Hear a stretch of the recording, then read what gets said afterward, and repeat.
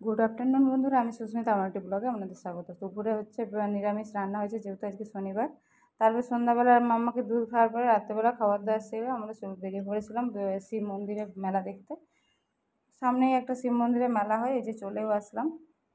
আমার বর গাড়িটা রেখে দিয়ে এবার আমরা চলে যাবো হেঁটে হেঁটে মেলার সামনে। আমরা যত দেরিতে গেছি ওই সময় অলরেডি প্রোগ্রাম শুরু হয়ে গেছে। এখানে ভালো প্রোগ্রাম হয়। প্রথমে বললাম চলো আগে মেলাটা দেখে নিই, মেলায় কী কী আসছে।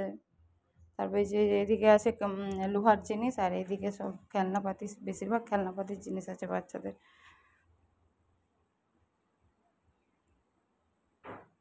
আর হরেক মালও ছিল, এই যে হরেক মাল 15 টাকা, 10 টাকার, আবার 40 টাকা, এরকম হরেক মাল অনেক পাওয়া যাচ্ছিলো। এই যে 10 টাকার হরেক মাল, এখানে একটা আংটি পাওয়া যাচ্ছিলো মাম্মার মাপে।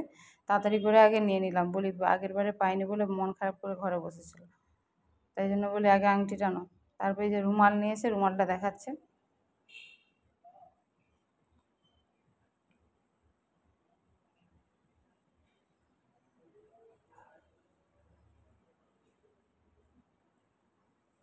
এই যে খেলনার সামনে টেডি দেখছিলাম, আমার বড় মশাই বললো টেডি নেবো, আমি বলি না, টেডি ঘরে আছে অনেক।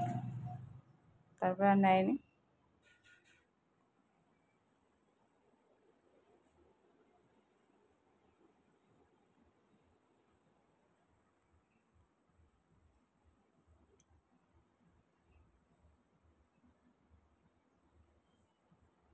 এদিকে টুপি দোকান, টুপি ওয়ালেট পাওয়া যাচ্ছে, আর এই চশমা। টুপিটা নিতে হতো, প্রথমে মনে ছিল না, এই গরমকালে যখন স্কুলে পাঠানো হয় টুপিটা দরকার। যেহেতু মাম্মার শীতকালের টুপি আছে, এখানে গরমকালের টুপিটা নেই, মানে যে রোদে টোদে যাওয়ার জন্য। এই যে এখানে হরেকমাল 15 টাকার একটা চেন নিয়ে নিচ্ছিলাম, আমার মাম্মা দেখে আড়ি ধরছিল।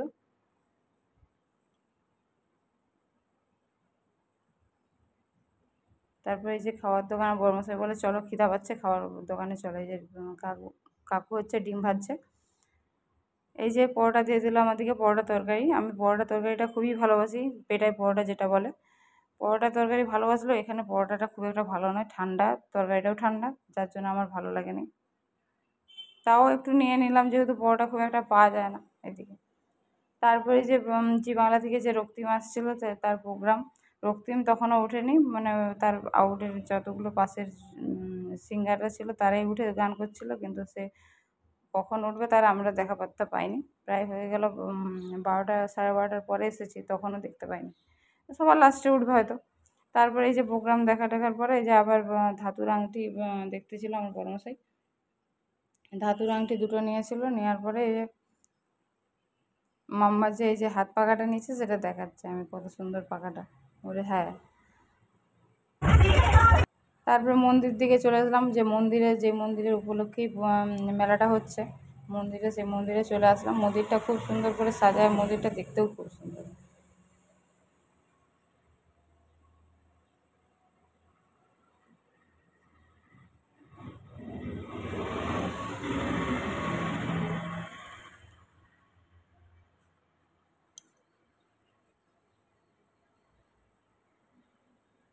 মামাকে বললাম ভিতরে যেয়ে খেলো, বলে না না, ভিতরে যেয়ে খেলবো না, বাচ্চাগুলো অন্য অন্য বাচ্চা খেলছে, তো ও তাদের সাথে পরিচিত না, আমার সামনেই তারপরে এসে খেলছে।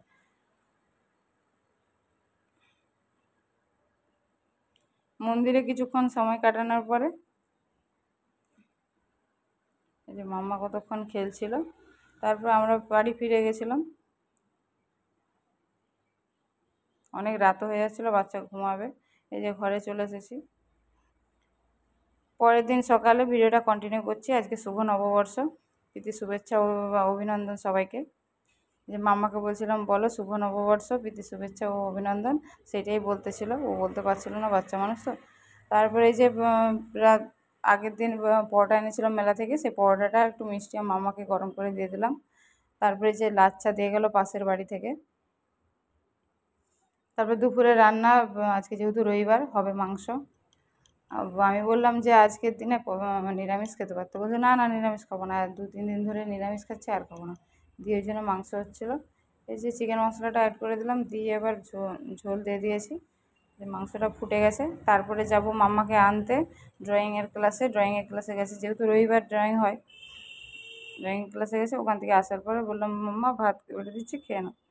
আচ্ছা ঠিক আছে। ও নিজেই তখন বললো আমি নিজে খাবো। আমি বললাম আচ্ছা ঠিক আছে তুমি খাও, আমি আর বাকি রান্নাটা করে নিই। তারপর রান্না করলাম এই যে ছোটো ছোটো আলু ভাজা আর এই যে চাটনি আর মাংস। বড়মশাই খাওয়ার পর এই যে আমি মাম্মাকে বললাম বিকেলে একটু পড়ে নাও।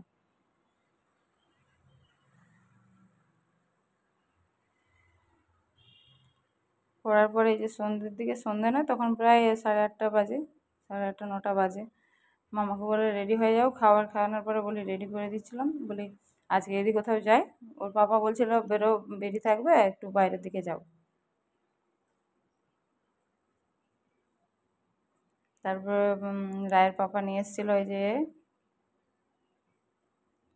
আজকে যেহেতু নববর্ষের মিষ্টি মুখ করার দরকার আছে, প্রভুজির শনপাপড়ি নিয়ে এসেছিলো, সেটা মাম্মাকে খাইয়ে দিলাম। তারপরে আমরা বেরিয়ে পড়েছিলাম খাওয়া দাওয়া করার পরে। তখন বাজে 10:30 11টা, তখন আর কোনো দোকান খোলা থাকে? আমাকে বললো রেডি হও আর একটু যাবো। এবার এমন সময় গেছে সে তো পুরো সব দোকান বন্ধ। তারপরে আইসক্রিম খেয়ে আমরা ঘর চলে এলাম। তাই জন্য মুডটা অফ। আমি বলি একটু যেয়ে বসে একটু সময় কাটাবো কোথাও, যে সে আর হলো না, খালি খালি রেডি হয়ে বেরিয়ে আসে। এই করে মানে আজকের দিনটা পুরোপুরি খুব একটা ভালো কাটেনি। নববর্ষের দিনে ফার্স্টের দিনে ভাবলাম ভালো করে কাটাবো, সেটা হয়নি। যেহেতু গৃহবধূদের সব কিছু নিয়েই তো তার সময়, আর কি তার স্পেশাল থাকে। এই নিয়ে হয়ে গেল, কেটে গেল, রাত হয়ে গেছে। টাটা। ভিডিওটা ভালো লাগলে